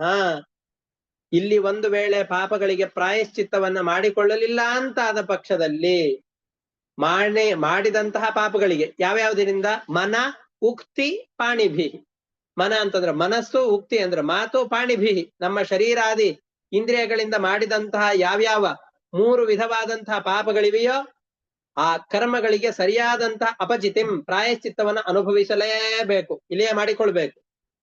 ಒಂದ್ ವೇಳೆ ಆಗ್ಲಿಲ್ಲ ಅಂತಂದ್ರೆ ನಚೇತ್ ಮಾಡಿಕೊಳ್ಳಿಲ್ಲ ಅಂತಂದ್ರೆ ಧ್ರುವಂ ಸವೈ ಪ್ರೇತ್ಯ ನರಕಾನುಪೈತಿ, ಅವನು ಮರಣಾನಂತರದಲ್ಲಿ ನರಕಕ್ಕೆ ಹೋಗೋದು 100% ಸಿದ್ಧ. ಯಾವ್ಯಾವ್ದವು ನರಕಗಳು? ಏಕೀರ್ತಿತಾಮೇ ಭವತಸ್ತಿಗ್ಮಯಾತನಾಃ, ಯಾವ್ಯಾವ ನರಕಗಳನ್ನು ನಿನಗೆ ಅಂತ ನಿರೂಪಣೆ ಮಾಡಿದ್ದೇನೋ ಇಲ್ಲಿವರೆಗೂ ಈ ಬ್ರಹ್ಮಾಂಡದ ವರ್ಣನೆಯನ್ನು ಮಾಡುವ ಸಂದರ್ಭದಲ್ಲಿ ಆ ನರಕಗಳಿಗೆ ಹೋಗಲೇಬೇಕು, ಆ ಎಲ್ಲ ದುಃಖಗಳನ್ನು ಅನುಭವಿಸಲೇಬೇಕು. ಹಾಗಾಗಿ ತಸ್ಮಾತ್ ಪುರೈವಾಶ್ಮಿಹ ಪಾಪ ನಿಷ್ಕೃತೌ ಯತೇತ ಮೃತ್ಯೋರವಿಪದ್ಯಥಾತ್ಮನಃ ದೋಷಸ್ಯ ದೃಷ್ಟ್ವಾ ಗುರುಲಾಘವಂ ಯಥಾ ಭಿಷಕ್ ಚಿಕಿತ್ಸೇತ ರುಜಾಂ ನಿದಾನವಿತ್. ಹಾಗಾಗಿ ರೋಗಕ್ಕೆ ಮೂಲವನ್ನ ಕಾರಣವನ್ನ ತಿಳಿದುಕೊಂಡಂತಹ ವ್ಯಕ್ತಿ ಅದಕ್ಕೆ ಸರಿಯಾದ ಚಿಕಿತ್ಸೆಯನ್ನು ಮಾಡ್ತಾನೆ. ನಾ ಮುಂಚೆನೂ ಕೂಡ ಒಮ್ಮೆ ಹೇಳಿದ್ದೇನೆ, ನಮ್ಮ ಗುರುಗಳು ವಿಶ್ವೇಶತೀರ್ಥ ಗುರು ಸಾರ್ವಭೌಮರು ಅವರು ಒಮ್ಮೆ ನಮಗೆ ಸುಧಾ ಪಾಠವನ್ನು ಮಾಡುವಂತಹ ಸಂದರ್ಭದಲ್ಲಿ ಒಂದು ಕಥೆಯನ್ನು ಹೇಳ್ತಾ ಇದ್ರು. ವೈದ್ಯನ ಬಳಿಯಲ್ಲಿ ಹೋಗಬೇಕಾದ್ರೆ ಸರಿಯಾದ ವೈದ್ಯನ ಬಳಿಯಲ್ಲಿ ಹೋಗ್ಬೇಕು. ಯಾರ್ಯಾರದ್ದೋ ಬಳಿಯಲ್ಲಿ ಹೋಗ್ಬಿಟ್ರು ಅಂತಂದ್ ಹೇಳಿದ್ರೆ ಸರಿಯಾದ ಚಿಕಿತ್ಸೆ ಸಿಗೋದಿಲ್ಲ ಅಂತ. ಎಂಥವನು? ಊರಿನಲ್ಲಿ ಒಬ್ಬ ಮಹಾ ವೈದ್ಯನಿದ್ದ. ಯಾವುದೇ ರೋಗಗಳು ಬಂದರೂ ಕೂಡ ಅವನು ಹೇಳಿದ ಚಿಕಿತ್ಸೆಯನ್ನ ಮಾಡಿಕೊಂಡ್ರು ಅಂತಂದ್ ಹೇಳಿದ್ರೆ ಆ ರೋಗ ಪರಿಹಾರ ಆಗ್ಲಿಲ್ಲ ಅಂತ ಇಲ್ವೇ ಇಲ್ಲ. ಅಂತಹ ಅದ್ಭುತನಾದಂತಹ ಒಬ್ಬ ವೈದ್ಯ ಇದ್ದ, ಡಾಕ್ಟರ್ ಇದ್ದ. ಆ ಡಾಕ್ಟರು ಯಾವುದೋ ಒಂದು ಕಾರ್ಯ ನಿಮಿತ್ತದಿಂದ ಬೇರೆ ಊರಿಗೆ ಹೋಗಿದ್ದ. ಜ್ವರದಿಂದ ಬಳಲಿದ ಯಾವುದೋ ಒಬ್ಬ ವ್ಯಕ್ತಿ ಅವನ ವೈದ್ಯಾಲಯಕ್ಕೆ ಬರ್ತಾ ಇದ್ದಾನೆ, ದವಾಖಾನೆಗೆ ಬರ್ತಾ ಇದ್ದಾನೆ. ಬಂದು ಬಹಳ ಜ್ವರ ಬಂದಿದೆ, ನನಗೆ ಔಷಧ ಬೇಕು ಅಂತ ಕೇಳ್ತಾ ಇದ್ದಾನೆ. ವೈದ್ಯರು ಇಲ್ಲ. ವೈದ್ಯರ ಮಗ ಅಲ್ಲಿ ಕಾಯ್ತಾ ಇದ್ದಾನೆ. ಯಾರಾದ್ರೂ ಬಂದ್ರೆ ಅವನಿಗೆ ಗೊತ್ತಿರುವಂತಹ ಅಲ್ಪ ಸ್ವಲ್ಪದ ಚಿಕಿತ್ಸೆಯನ್ನು ಕೊಟ್ಟು ಕಳಿಸೋಣ ಅಂತ ಅವನು ಬಂದಿದ್ದಾನೆ. ಬಹಳ ಜ್ವರ ಬಂದಿದೆ, ನಮ್ಮ ತಂದೆಗೆ ಖುಷಿ ಪಡಿಸುವಂತಹ ಕೆಲಸ ಮಾಡಿದರಾಯ್ತು ಅಂತಂದುಕೊಂಡು, ನಿಮ್ಗೆ ಜ್ವರ ಬಂದಿದೆ ಅಲ್ವಾ, ನಾನೇ ಚಿಕಿತ್ಸೆಯನ್ನು ಕೊಡ್ತೇನೆ ಅಂತಂದುಕೊಂಡು ಜ್ವರ ಬಂದಾಗ ಏನೇನು ಔಷಧಗಳನ್ನು ಮಾಡಬೇಕು ಅಂತ ಆ ಪುಸ್ತಕದಲ್ಲಿ ಒಂದೊಂದು ವಿಭಾಗ ಮಾಡಿರ್ತಾರಲ್ಲ, ಪರಿವಿಡಿ ಅಂತಿರತ್ತೆ ಪ್ರಾರಂಭದಲ್ಲಿ. ಯಾವ್ಯಾವ ರೋಗಗಳಿಗೆ ಯಾವ್ಯಾವ ಚಿಕಿತ್ಸೆ ಅಂತ ಅವ್ರ ತಂದೆ ಎಲ್ಲ ಬರೆದಿಟ್ಟಿದ್ರು. ಪುಸ್ತಕವನ್ನು ತೆಗಿತಾ ಇದ್ದಾನೆ. ಅದರಲ್ಲಿ ಜ್ವರ ಬಂದಾಗ ಏನ್ ಮಾಡಬೇಕು? ಕರ್ಣೋಚಿತ್ವ ಗುದಂ ದಹೇತ್ ಅಂತ ಅದರಲ್ಲಿ ಇತ್ತು. ಕಿವಿಯನ್ನು ಕತ್ತರಿಸಿ ಬೆನ್ನಿನ ಮೇಲೆ ಒಂದು ಕಬ್ಬಿಣದಿಂದ ಬರೆಯನ್ನು ಹಾಕಬೇಕು ಅಂತಿತ್ತು. ಹೌದಾ ಅಂತ ಅನ್ಕೊಂಡು ಜ್ವರದಿಂದ ಬಂದಂತ ಈ ವ್ಯಕ್ತಿಯ ಕಿವಿಯನ್ನು ಕತ್ತರಿಸ್ದ, ಬೆನ್ನಿನ ಮೇಲೆ ಬರೆಯನ್ನ ಹಾಕ್ದ. ಕರ್ಣೋಚಿತ್ವ ಗುದಂ ದಹೇತ್, ನಿನ್ನ ಜ್ವರ ಕಡಿಮೆ ಆಗತ್ತೆ ಹೋಗು ಅಂತ ಹೇಳಿ ಕಳಿಸ್ದ. ಆಮೇಲೆ ತಂದೆ ಬಂದಾಗ ಮಗ ತನ್ನ ದೊಡ್ಡಸ್ತಿಕೆಯನ್ನು ಹೇಳಿಕೊಳ್ಬೇಕಲ್ಲ. ಅಪ್ಪ ನೀ ಇರ್ಲಿಲ್ಲ, ಯಾರೋ ಒಬ್ರು ಜ್ವರ ಬಂದಿತ್ತು ಅಂತ ಬಂದಿದ್ರು, ನಾನು ಅವರಿಗೆ ವೈದ್ಯವನ್ನು ಮಾಡಿ ಕಳಿಸಿದ್ದೇನೆ, ಔಷಧವನ್ನು ಕೊಟ್ಟು ಕಳಿಸಿದ್ದೇನೆ, ಕಿವಿಯನ್ನು ಕತ್ತರಿಸಿ ಬೆನ್ನ ಮೇಲ್ಗಡೆಯಲ್ಲಿ ಒಂದು ಬರೆಯನ್ನ ಹಾಕಿ ಕಳಿಸಿದ್ದೇನೆ ಅಂತಂದ. ತಂದೆ ಶಹಬಾಷ್ಗಿರಿ ಕೊಡ್ತಾರೆ ಅಂತ ಅನ್ಕೊಂಡಿದ್ದ. ತಲೆ ಮೇಲೆ ಜೋರಾಗಿ ಒಂದು ಪೆಟ್ಟನ್ನು ಹಾಕಿದ್ರು. ಯಾಕಪ್ಪ, ನೀನೇ ಬರೆದಿಟ್ಟಿದ್ದೀಯ, ಯಾವ್ಯಾವ ರೋಗ ಬಂದಾಗ ಏನೇನ್ ಚಿಕಿತ್ಸೆಯನ್ನು ಕೊಡ್ಬೇಕು ಅಂತ ಬರೆದಿಟ್ಟಿದ್ದೀಯ, ಅದನ್ನ ನೋಡ್ಕೊಂಡು ನಾನು ಚಿಕಿತ್ಸೆಯನ್ನು ಕೊಟ್ಟಿದ್ದೇನೆ, ಯಾಕೆ ಹೊಡೆದಿ ಅಂತ ಕೇಳಿದ. ಅದಕ್ಕೆ ತಂದೆ ಹೇಳ್ತಾ ಇದ್ದಾರೆ, ನೋಡು, ಈ ಪುಸ್ತಕ ಇರುವ ಅಲ್ಮೇರಾ ಬೀರು ಯಾವ್ದ್ರಲ್ಲಿದೆ? ಪಶುಗಳಿಗೆ ರೋಗ ಬಂದ್ರೆ ಏನು ಬರಿಬೇಕೋ ಆ ರೋಗಗಳಿಗೆ ಚಿಕಿತ್ಸೆಯನ್ನು ಕೊಡುವಂತಹ ಬೀರುವನ್ನಲ್ಲಿ ಈ ಪುಸ್ತಕ ಇರೋದು. ನೀ ಆ ಪುಸ್ತಕವನ್ನು ನೋಡ್ಕೊಂಡು ಮನುಷ್ಯರಿಗೆ ಜ್ವರ ಬಂದಾಗ ಆ ಚಿಕಿತ್ಸೆಯನ್ನು ಕೊಟ್ರೆ ಏನಪ್ಪಾ ಮಾಡೋದು? ಮನುಷ್ಯರಿಗೆ ರೋಗ ಬಂದಾಗ ಏನ್ ಮಾಡ್ಬೇಕು ಅನ್ನೋದನ್ನ ಈ ಬೀರು ಅಲ್ಲಿ ಬರೆದಿಟ್ಟಿದ್ದೀನಿ, ಈ ಪುಸ್ತಕದಲ್ಲಿ ನೋಡ್ಬೇಕು, ಇದರಲ್ಲಿ ನೋಡಿದ್ದೀಯಲ್ಲ ಅಂತ ತಂದೆ ಚೆನ್ನಾಗಿ ಅವನಿಗೆ ಬೈದು ಬುದ್ಧಿ ಹೇಳಿದನಂತೆ. ಸರಿಯಾಗಿ ಓದದೇ ಇದ್ದವರು ಇಂತಹ ವೈದ್ಯರ ಬಳಿಯಲ್ಲಿ ಹೋದ್ರೆ ಏನ್ ಅನರ್ಥ ಆಗತ್ತೆ ಅನ್ನೋದಕ್ಕೆ ಇದು ಒಂದು ದೃಷ್ಟಾಂತ ಅಂತ ಗುರುಗಳು ಕೊಡ್ತಾ ಇದ್ರು. ಹಾಗಾಗಿ ಪೂರ್ವಾಪರ ವಿಮರ್ಶೆ ಇಲ್ಲದೇನೆ ಸುಮ್ನೆ ಏನೇನೋ ಔಷಧಗಳನ್ನು ಕೊಡೋರ್ ಬಳಿಯಲ್ಲಿ ನಾವು ಹೋಗೋದಿಲ್ಲ. ರೋಗದ ಮೂಲವನ್ನ ತಿಳಿದುಕೊಂಡು ಯಾರೋ ಒಬ್ರ ಹತ್ರ ಹೋಗ್ತೇವೆ, ಕೆಮ್ಮು ಬಂದಿದೆ ಅಂತ ಹೇಳ್ತೇವೆ, ಕೆಮ್ಮಿಗೆ ಔಷಧವನ್ನು ಕೊಡ್ತಾರೆ, ಕೆಮ್ಮು ಕಡಿಮೆ ಆಗತ್ತೆ, ಶೀತ ಶುರು ಆಗತ್ತೆ. ಶೀತಕ್ಕೆ ಅಂತ ಔಷಧವನ್ನು ಇಸ್ಕೊಳ್ತೇವೆ, ಅದು ಕಡಿಮೆ ಆಗತ್ತೆ, ಇನ್ನೊಂದು ನೋವು ಶುರು ಆಗತ್ತೆ. ಆ ತರ ಆಗಬಾರ್ದು. ಎಲ್ಲದ ಈ ರೋಗದ ಮೂಲ ಏನಿದೆ ಅಂತ ಆ ಮೂಲವನ್ನೇ ಕಿತ್ತು ಹಾಕುವಂತಹ ವೈದ್ಯ ಯಾರಿರ್ತಾನೋ, ಚಾಣಾಕ್ಷನಾದ ವೈದ್ಯ ಯಾರಿರ್ತಾನೋ ಅವನ ಬಳಿಯಲ್ಲೇ ಹೋಗಿ ನಾವು ಚಿಕಿತ್ಸೆಯನ್ನು ಪಡಿತೇವೆ. ಹಾಗೆ ನಾವು ಮಾಡಿದ ಪಾಪ ಎಷ್ಟಿದೆ, ನಮ್ಮ ಪಾಪದ ಪರಿಮಾಣ ಎಷ್ಟಿದೆ ಅಂತ ನಾವು ವಿಚಾರ ಮಾಡ್ಬೇಕು. ವಿಚಾರ ಮಾಡಿ ನಾವು ಮಾಡಿದಂತಹ ಪಾಪ ದೊಡ್ಡದೋ ಚಿಕ್ಕದೋ ಅಂತ ಚೆನ್ನಾಗಿ ವಿಮರ್ಶೆ ಮಾಡ್ಬೇಕು. ವಿಚಾರ ವಿಮರ್ಶೆ ಮಾಡಿ ನಾವು ಮಾಡಿದ ಪಾಪಕ್ಕೆ ತಕ್ಕುದಾದಂತಹ ಪ್ರಾಯಶ್ಚಿತ್ತ ಯಾವುದು ಅಂತ ನೋಡಿಕೊಂಡು ಅದಕ್ಕೆ ಸರಿಯಾದ ಪ್ರಾಯಶ್ಚಿತ್ತವನ್ನು ಮಾಡಿಕೊಳ್ಬೇಕು. ಯಾವಾಗ ಆಗ್ಲಿ ಒಂದಿಷ್ಟು ಪಾಪಗಳನ್ನಂತೂ ಮಾಡಿಬಿಡೋಣ. ನಮ್ದೆಲ್ಲ ಹಾಗೆ ಇರುತ್ತೆ. ಈ ಹೊಸ ವರ್ಷದ ಈ ಪ್ರಾರಂಭದಲ್ಲಿ ಈ ವರ್ಷ ಇದನ್ನ ಮಾಡೋಣ ಅಂತ ಅಂದುಕೊಂಡು ಶುರು ಮಾಡ್ಬೇಕು ಅಂತ ಅನ್ಕೊಂಡಿರ್ತೇವೆ. ಈ ಜನವರಿ 1ನೇ ತಾರೀಕಿನಿಂದ, ಜನವರಿ ಬೇಡ, ಈಗ ಏಪ್ರಿಲ್ 1ನೇ ತಾರೀಕಿನಿಂದ, ಯಾಕೆಂದ್ರೆ 30ನೇ ತಾರೀಕು ಮಾರ್ಚ್ ನಲ್ಲಿ ಯುಗಾದಿ ಬರುತ್ತೆ. ಈಗ ಯುಗಾದಿಯ ದಿವಸದಿಂದ ಹೊಸ ವರ್ಷ ಅಲ್ಲ, ಹೊಸದಾಗಿ ಏನೋ ಒಂದು ಪ್ರಾರಂಭ ಮಾಡೋಣ ಅಂತ ಅಂದುಕೊಂಡು ಈ 1ನೇ ತಾರೀಕಿನಿಂದ ಯುಗಾದಿಯ ಮೊದಲನೇ ದಿವಸದಿಂದ ನಾನು ವ್ಯಾಯಾಮವನ್ನು ಮಾಡ್ತೇನೆ, ಹಿತಮಿತವಾದಂತಹ ಆಹಾರವನ್ನು ಊಟ ಮಾಡ್ತೇನೆ ಅಂತ ಅಂದುಕೊಂಡು, ಎಂತೋ ಮುಂದೆ ಹಿತಮಿತವಾದ ಆಹಾರವನ್ನು ಊಟ ಮಾಡೋದಿದೆ ಅಂತ ಅಂದುಕೊಂಡು ಮೊದಲಿಗೆ ಈಗ 15-20 ದಿವಸ ಇದೆ ಅಲ್ಲ ಅವಕಾಶ, ಚೆನ್ನಾಗಿ ತಿಂದ್ಬಿಡೋಣ ಅಂತ ಚೆನ್ನಾಗಿ ತಿಂದ್ಬಿಡೋದು. ಹಾಗೆ ಆಮೇಲೆ ಪ್ರಾರಂಭ ಆದ್ಮೇಲೆ ಮತ್ತೊಂದ್ 2-3 ದಿವಸ ಮಾಡ್ತಾರೆ, ಮೈಕೈ ನೋವು ಬರುತ್ತೆ, ಆಮೇಲೆ ಅದನ್ನು ಬಿಟ್ಬಿಡ್ತಾರೆ, ಹೋಯ್ತದು, ಪೂರ್ತಿ ಮಾಡೋದಿಲ್ಲ. ಹಾಗೆಯೇ ಇಲ್ಲಿಯೂ ಕೂಡ ನಮಗೇನ್ ಅನ್ಸತ್ತೆ ಅಂದ್ರೆ ಎಂತೋ ಮುಂದೆ ಪ್ರಾಯಶ್ಚಿತ್ತ ಮಾಡಿಕೊಳ್ಳೋದಿದ್ದೇ ಇದೆ, ಹಾಗಾಗಿ ಮಾಡೋ ಸಮಯದಲ್ಲಿ ಒಂದಿಷ್ಟು ಇನ್ನೂ 4 ಎಕ್ಸ್ಟ್ರಾ ಪಾಪಗಳನ್ನು ಮಾಡ್ಬಿಡೋಣ, ಎಲ್ಲದಕ್ಕೂ ಸೇರಿಸಿ ಒಮ್ಮೆ ಪ್ರಾಯಶ್ಚಿತ್ತ ಮಾಡ್ಕೊಂಡ್ರೆ ಆಯ್ತು ಅಂತ ಆತರ ಮಾಡ್ಕೊಳ್ಬಾರ್ದು. ಮುಂದೆ ಎಂತ ಮುಂದೆ ಹಾಕಬಾರ್ದು ಪ್ರಾಯಶ್ಚಿತ್ತನವನ್ನು ಮಾಡಿಕೊಳ್ಳಿಕ್ಕೆ. ಅಂದ್ರೆ ಪ್ರಾಯಶ್ಚಿತ್ತ ಅಂತಂದ್ರೆ ದೊಡ್ಡದನ್ನೇ ಏನು ಹೇಳೋದಿಲ್ಲ, ಭಗವಂತನ ನಾಮಸ್ಮರಣೆ ಅಷ್ಟೇ. ಅದಕ್ಕೆ ಸಾವು ಬರೋದಕ್ಕಿಂತ ಮುಂಚೆ ಪ್ರಾಯಶ್ಚಿತ್ತವನ್ನು ಮಾಡ್ಕೊಳ್ಳಿ ಅಂತ ಹೇಳ್ತಾ ಇದ್ದಾರೆ. ಅಯ್ಯೋ ಸಾವು ಬರೋದು ಇನ್ನೂ ನಮಗೆ ಯೌವನದಲ್ಲಿದ್ದೇವೆ, ಇನ್ನು 50-60 ವರ್ಷಗಳಷ್ಟೇ, 80-90 ವರ್ಷದವರೆಗೂ ಬದುಕ್ತೇವೆ, ನಮಗಿನ್ನೂ ಸಾವು ಏನು ಸಮೀಪದಲ್ಲಿ ಇಲ್ಲ ಅಂತ ಸಮಾಧಾನ ಮಾಡ್ಕೊಳ್ಬೇಡಿ. ಯಾಕೆ ಅಂತಂದ್ರೆ ಗೃಹೀತ ಇವ ಕೇಶೇಶು ಮೃತ್ಯುನ ಧರ್ಮಮಾಚರೆ. ನಾವು ಭೋಗವನ್ನು ಮಾಡಬೇಕಾದ್ರೆ 100 ವರ್ಷ ಬದುಕಿರ್ತೇವೆ ಅಂತ ಅಂದುಕೊಂಡು ಭೋಗವನ್ನು ಮಾಡಬೇಕು. ಎಲೆಯಲ್ಲಿ ಜಿಲೇಬಿ ಹಾಕಿದ್ದಾರೆ, ಜಾಮೂನನ್ನು ಹಾಕಿದ್ದಾರೆ, ಇನ್ನು ಮುಂದೆ ಇದು ನಮಗ್ ತಿನ್ಲಿಕ್ಕೆ ಸಿಗೋದಿಲ್ಲ ಅಂತ ಅಂದುಕೊಂಡು ತಿನ್ಲಿಕ್ಕೆ ಹೋಗಬಾರ್ದು. ನಾವಿನ್ನು ಈ ಪದಾರ್ಥಗಳನ್ನು ತಿನ್ಲಿಕ್ಕೆ ಬೇಕಾದಷ್ಟು ಕಾಲ ಬದುಕಿರ್ತೇವೆ, ಒಂದೊಂದೇ ತಿನ್ನೋಣ ಅಂತ ಹಿತಮಿತವಾಗಿ ಭೋಗ ಮಾಡಬೇಕು. ಆದ್ರೆ ಧರ್ಮ ಕಾರ್ಯಗಳನ್ನು ಮಾಡಬೇಕಾದ್ರೆ ನಾಳೆ ಬದುಕಿರ್ತೇವೋ ಇಲ್ಲೋ ಗೊತ್ತಿಲ್ಲ, ಮಾಡೋದು ಎಷ್ಟಿದೆಯೋ ಎಲ್ಲ ಧರ್ಮ ಕಾರ್ಯಗಳನ್ನು ಈಗಲೇ ಮಾಡ್ಬಿಡೋಣ ಅಂತ ಗೃಹೀತ ಇವ ಕೇಶೇಶು, ಯಮಧರ್ಮ ಬಂದು ನಮ್ಮ ಜುಟ್ಟನ್ನು ಎಳೆದುಕೊಂಡು ಹೋಗ್ತಾ ಇದ್ದಾನೆ ಅನ್ನೋ ಭಾವನೆಯಲ್ಲಿ ಧರ್ಮ ಕಾರ್ಯಗಳನ್ನು ಮಾಡಿಕೊಳ್ಬೇಕು. ಸಾವು ಬರೋದಕ್ಕಿಂತ ಮುಂಚೆ, ಶರೀರಗಳು ರೋಗಾದಿ ಇವುಗಳಿಗೆ ತುತ್ತಾಗುವುದಕ್ಕಿಂತ ಮುಂಚೆ ಆದಷ್ಟು ಬೇಗ ಈ ಜನ್ಮದಲ್ಲಿ ಏನೇ ಪ್ರಾಯಶ್ಚಿತ್ತ ಕರ್ಮಗಳನ್ನ ಮಾಡಬೇಕು ಅಂತ ಹೇಳ್ತಾ ಇದ್ದಾರೆ. ತಸ್ಮಾತ್ ಪುರೈವಾಶ್ವಿಹ ಪಾಪ ನಿಷ್ಕೃತೌ ಯತೇತ ಮೃತ್ಯೋಃ ಯದಾತ್ಮನಃ ದೋಷಸ್ಯ ದೃಷ್ಟ್ವಾ ಗುರುಲಾಘವಂ ಯಥಾ ಭಿಷ ಚಿಕಿತ್ಸೇತ ರುಜಾಂ ನಿದಾನವಿತ್. ತಸ್ಮಾತ್ ಪುರೈವ ಅಂತಂದ್ ಹೇಳಿದ್ರೆ ಸಾವು ಬರುವುದಕ್ಕಿಂತ ಮುಂಚೆಯೇ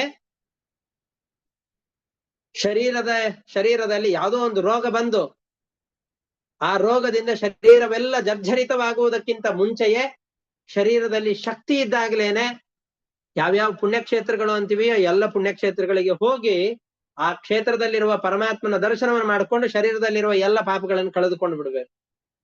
ಕಿವಿಗೆ ಕೇಳುವ ಸಾಮರ್ಥ್ಯ ಇದ್ದಾಗಲೇನೆ ಭಗವಂತನ ಕಥೆಗಳೆಲ್ಲವನ್ನು ಕೂಡ ಕೇಳಿಕೊಂಡು ಕಿವಿಯನ್ನ ಪವಿತ್ರವನ್ನಾಗಿ ಮಾಡ್ಕೊಳ್ಬೇಕು. ಬಾಯಲ್ಲಿ ಭಗವಂತನ ಸ್ತೋತ್ರಗಳನ್ನು ಹೇಳುವ ಸಾಮರ್ಥ್ಯವಿದ್ದಾಗಲೇನೆ ಎಷ್ಟಾಗತ್ತೋ ಅಷ್ಟು ಭಗವಂತನ ಸ್ತೋತ್ರಗಳನ್ನು ಹೇಳಿ ಬಾಯಿಯನ್ನ ಶುದ್ಧ ಮಾಡಿಕೊಳ್ಬೇಕು. ಕೈಕಾಲುಗಳಲ್ಲಿ ಎಷ್ಟು ಭಗವಂತನ ಸೇವೆಯನ್ನ ಮಾಡುವ ಶಕ್ತಿ ಇರುತ್ತೋ ಅಷ್ಟು ಶಕ್ತಿ ಇದ್ದಾಗಲೇನೆ ಆ ಸೇವೆಯನ್ನು ಮಾಡಿ ಭಗವಂತನ ಪೂಜೆಯನ್ನು ಮಾಡಿಕೊಂಡು ಬಿಡಬೇಕು. ರೋಗಾದಿಗಳು ಬಂತು ಅಂತಂದ್ ಹೇಳಿದ್ರೆ ನಾವೇ ಪರಾಧೀನರಾಗ್ತೇವೆ, ಆವಾಗ ಯಾವ ಕರ್ಮಗಳನ್ನು ಮಾಡುವ ಸಾಮರ್ಥ್ಯ ನಮ್ಮಲ್ಲಿ ಇರೋದಿಲ್ಲ. ಹಾಗಾಗಿ ಈ ಜನ್ಮದಲ್ಲಿ ಏನೇ ಎಷ್ಟಾಗತ್ತೋ ಅಷ್ಟು ಪ್ರಾಯಶ್ಚಿತ್ತಕ್ಕೋಸ್ಕರ ಅಂತ ಪ್ರಯತ್ನಿಸಬೇಕು. ಪ್ರಾಯಶ್ಚಿತ್ತವನ್ನು ಮಾಡ್ಕೊಳ್ತೇವೆ ಅಂತ ಆ ವೈದ್ಯನ ಮಗನ ಹಾಗೆ ನಮ್ಮಷ್ಟಕ್ಕೆ ನಾವೇ ಏನೋ ಯೋಚನೆ ಮಾಡಿಕೊಂಡು ನಾವು ಮಹಾ ಸರ್ವಜ್ಞರು ಅಂತ ತಿಳಿದುಕೊಂಡು ಚಿಕಿತ್ಸೆಯನ್ನು ಮಾಡಿಕೊಳ್ಳಿಕ್ಕೆ ಅಂತ ಹುಂಬತನದ ನಿರ್ಧಾರವನ್ನು ಮಾಡಬಾರದು. ದೋಷಸ್ಯ ದೃಷ್ಟ್ವಾ ಗುರುಲಾಘವಂ ಯಥಾ, ನಾವು ಮಾಡಿದಂತಹ ದೋಷಗಳು ಎಷ್ಟು ದೊಡ್ಡದಿದೆ, ಪಾಪಗಳು ಎಷ್ಟು ದೊಡ್ಡದಿದೆ, ಅದಕ್ಕೆ ಶಿಕ್ಷೆಯನ್ನ ಎಷ್ಟು ಅನುಭವಿಸಬೇಕು. ದೊಡ್ಡ ಪಾಪಕ್ಕೆ ಚಿಕ್ಕ ಪ್ರಾಯಶ್ಚಿತ್ತವಲ್ಲ, ಚಿಕ್ಕ ಪಾಪಕ್ಕೆ ದೊಡ್ಡ ಪ್ರಾಯಶ್ಚಿತ್ತವೂ ಆಗಬಾರ್ದು. ಯಾವನೋ ಒಬ್ಬನು ಹೆಲ್ಮೆಟ್ ಇಲ್ದೇನೆ ರೋಡ್ ಕ್ರಾಸ್ ಮಾಡ್ತಾ, ಈ ರೆಡ್ ಲೈಟ್ ಇದ್ದಾಗ ರೋಡ್ ಕ್ರಾಸ್ ಮಾಡಿದ್ದಾನೆ ಅಂತ ಅನ್ನೋ ಕಾರಣಕ್ಕೋಸ್ಕರ 14 ವರ್ಷ ಜೀವಾವಧಿ ಶಿಕ್ಷೆಯನ್ನು ಕೊಟ್ಬಿಡ್ಬಾರ್ದು. ಹೊರತಾಗಿ ಆ ರೋಗಕ್ಕೆ ಅನುಗುಣವಾದಂತಹ ಆ ಇದಕ್ಕೆ ಒಂದು 500 ರೂಪಾಯೋ 1000 ರೂಪಾಯೋ ಏನ್ ಫೈನ್ ಇರುತ್ತೋ ಅಷ್ಟನ್ನ ಹಾಕ್ಬಿಟ್ಬಿಡ್ಬೇಕು ಅಷ್ಟೇ. ಹೊರತಾಗಿ ದೊಡ್ಡ ಪಾಪ ಮಾಡಿದ್ದಾನೆ ಅಂತ ಅಂದುಕೊಂಡು ಯಾರೋ ಒಬ್ಬರು ಕೊಲೆಯನ್ನು ಮಾಡಿರ್ತಾನೆ, ನೂರಾರು ಜನರನ್ನ ಕೊಲ್ಲಿಕ್ಕೆ ಅಂತ ಬಂದು ಉಗ್ರನಾಗಿ ಬಂದು ದೇಶಕ್ಕೆ ಪ್ರವೇಶ ಮಾಡಿರ್ತಾನೆ, ಮಾರಣ ಹೋಮವನ್ನು ಮಾಡಿರ್ತಾನೆ. ಅವನಿಗೆ ಪ್ರಾಯಶ್ಚಿತ್ತ ಅಂತ ಅನ್ಕೊಂಡು 1-2 ದಿವಸ ಜೈಲಲ್ಲಿ ಇಟ್ಕೊಂಡು ವಾಪಸ್ ಕಳಿಸ್ಬಿಡ್ಬಾರ್ದು. ನಾವು ಮಾಡಿದ ಪಾಪಗಳೇನು ಅಂತ ಅಂತಃಪ್ರಜ್ಞೆಗೆ ಗೊತ್ತಿರುತ್ತೆ, ಬೇರೆ ಯಾರಿಗೂ ಹೇಳಲಿಕ್ಕೆ ಹೋಗೋದು ಬೇಕಾಗಿಲ್ಲ. ನಮಗೆ ಗೊತ್ತಿರುತ್ತೆ ನಾವು ಮಾಡಿದ ಪಾಪಗಳೇನೋ, ಆ ಪಾಪಕ್ಕೆ ಪ್ರಾಯಶ್ಚಿತ್ತವನ್ನು ಏನು ಮಾಡಿಕೊಳ್ಳಬಹುದು ಅನ್ನೋದು ನಮಗೆ ಗೊತ್ತಿರುತ್ತೆ. ಪ್ರಾಯಶ್ಚಿತ್ತ ಏನು ಅಂತ ಮುಂದೆ ಅವ್ರು ಹೇಳ್ತಾರೆ. ನಾವು ಮಾಡಿದ ಪಾಪಗಳು ದೊಡ್ಡದೋ ಚಿಕ್ಕದೋ ಅಂತ ನಮಗಂತೂ ಗೊತ್ತಿರುತ್ತೆ. ಪಕ್ಕದಲ್ಲಿ ಹೇಳದೇ ಇದ್ರು ಕೂಡ, ಹೆಂಡತಿಗೆ ಗೊತ್ತಿಲ್ಲದೆ ಹೋದ್ರು ಕೂಡ, ಮಕ್ಕಳಿಗೆ ಗೊತ್ತಿಲ್ಲದೆ ಹೋದ್ರು ಕೂಡ ನಮಗೆ ಗೊತ್ತಿರತ್ತೆ. ನಮಗೆ ಗೊತ್ತಿದ್ದಾಗ ಆ ತಪ್ಪುಗಳಿಗೆ ಸರಿಯಾದ ಪ್ರಾಯಶ್ಚಿತ್ತವನ್ನು ನಾವು ಮಾಡಿಕೊಳ್ಬೇಕು. ತಕ್ಕ ಪ್ರಾಯಶ್ಚಿತ್ತವನ್ನು ಮಾಡಿಕೊಳ್ಳಲೇಬೇಕು. ಇಲ್ಲ ಅಂತಂದ್ರೆ ಪರಲೋಕದಲ್ಲಿ ಶಿಕ್ಷೆ ಕಟ್ಟಿಟ್ಟ ಬುತ್ತಿ ಅಂತ ಹೇಳ್ತಾ ಇದ್ದಾನೆ. ಇದನ್ನು ಹೇಳಿದ ಮೇಲೆ ಮತ್ತೆ ಪರೀಕ್ಷಿತ ರಾಜ, ನೀವು ಪಾಪಗಳಿಗೆ ಸರಿಯಾದಂತಹ ಪ್ರಾಯಶ್ಚಿತ್ತವನ್ನು ಮಾಡ್ಕೊಳ್ಬೇಕು ಅಂತ ಹೇಳಿದ್ರೆ, ಆದ್ರೆ ಇದು ನನಗೆ ತುಂಬಾ ಅಸಂಭಾವಿತವಾಗಿ ಕಾಣಿಸ್ತಾ ಇದೆ ಅಂತ ಅವನು 1-2 ಆಕ್ಷೇಪಗಳನ್ನು ಮಾಡ್ತಾನೆ. ಅದಕ್ಕೆ ಶುಕಾಚಾರ್ಯರು ಉತ್ತರವನ್ನು ಕೊಡ್ತಾರೆ. ಆ ಪ್ರಶ್ನೆಗಳು ಉತ್ತರಗಳು ಏನು ಅನ್ನೋದನ್ನ ಮತ್ತೆ ಮುಂದಿನ ಪ್ರವಚನದಲ್ಲಿ ನೋಡೋಣ. ಇವತ್ತು ವಾದಿರಾಜ ತೀರ್ಥ ಗುರು ಸಾರ್ವಭೌಮರ ಆರಾಧನಾ ಮಹೋತ್ಸವ.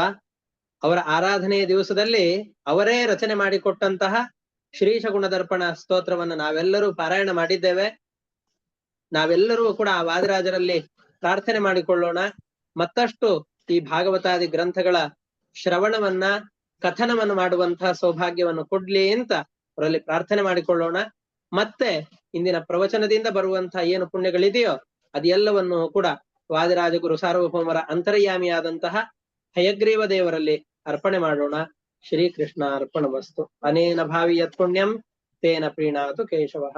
ಶ್ರೀಕೃಷ್ಣ ಅರ್ಪಣಮಸ್ತು. ಹರಯೇ ನಮಃ. ನಮಸ್ತೆ. ನಮಸ್ಕಾರ ಗುರುಗಳೇ. ನಮಸ್ಕಾರ ಆಚಾರ್ಯ. ಧನ್ಯವಾದ.